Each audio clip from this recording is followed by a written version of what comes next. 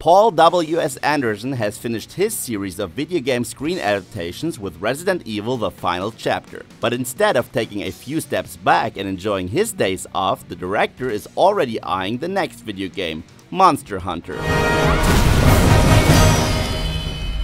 What is Monster Hunter? For all of you out there that are not that familiar with the franchise, Monster Hunter and its sequels were sold over 40 million times worldwide, and the franchise is especially popular in Asia. Monster Hunter is an action role-play game that takes place in a fantasy world inhabited by monsters. The player takes on the role of the monster hunter and has to solve numerous different quests. While traveling through gigantic worlds, he or she is hunting down monsters, salvaging their body parts in order to build both armaments and weapons. As the game progresses, these monsters become continuously bigger and harder to kill. A simple beating won't do the trick. Every monster needs to be studied by the hunter. Its weakness must be found in order to come up with a strategy to defeat it. Let them fight. Monster Hunter the film. Paul W.S. Anderson has been confirmed as both writer and director of the film. After setting up an entire film franchise based on Capcom's Resident Evil, he is now set to do the same for Monster Hunter. And a script supposedly exists already. Apparently the film will focus on an average American who one day finds out that he is in fact the descendant of a long-forgotten hero. Comparably forgotten seems to be the fact that monsters from the known mythologies used to actually exist, and for every single monster there used to be a hero who would fight it. But once the monsters disappeared, so did the need for heroes, who soon became forgotten. Upon learning about the past, the titular hero is transported to a parallel universe in which monsters still live. Soon he has to learn what it takes to become a monster hunter, because these creatures threaten our world as well. So Anderson's vision sounds a lot like The Matrix, only with monsters. And just like Neo, Anderson's hero will have to learn how to deal with this other world in order to save his own. Welcome to the real world. Fascinating worlds. The Monster Hunter games are notorious for their fascinating worlds. Whether high mountain chains, jungle worlds, desert or cave systems, the player is introduced to an incredible variety of emerging worlds. During an interview, Anderson expressed his own fascination with these worlds and compared them to franchises like Star Wars or Lord of the Rings. Great idols which will hopefully be used as an inspiration in order to suck us into engaging worlds.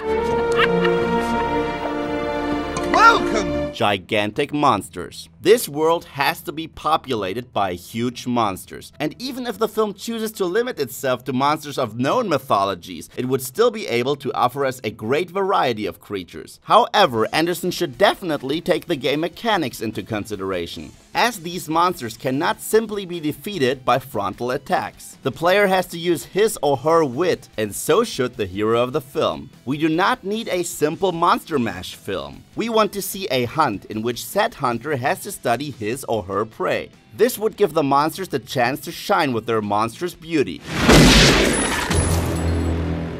Your luggage. Brave, brave hunters. The monster hunters of the games are beefcakes, and they have to be. After all, they are constantly carrying the most heavy equipment and armory. And this is exactly what we want to see.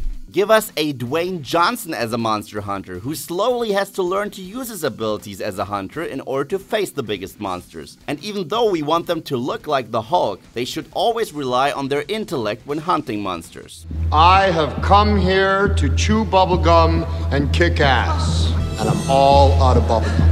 An engaging story. Paul W.S. Anderson's Monster Hunter will start out in our world, then continue in the world of monsters, only to be relocated to our world again in the finale. As we already mentioned before, that does remind us of Matrix, which does not necessarily need to be a bad thing. If Anderson manages to give us a hero who is fighting for something and who is able to lose something, someone we can identify with, this movie could be quite interesting. It must simply not lose itself in its own CGI monsters. The monster hunters must be relatable, and even the monsters themselves should have their own individual personality. If this basic framework fits, so could the rest. Especially since Anderson has a distinct advantage. The games do not have an actual story, which is why he should have enough freedom to come up with his own mythology in order to give these films a strong backdrop. What do you think? Are you looking forward to the Monster Hunter film? Let us know in the comment section below. And if you'd like to learn more about the Uncharted film or the blockbusters of 2018, then check out these videos.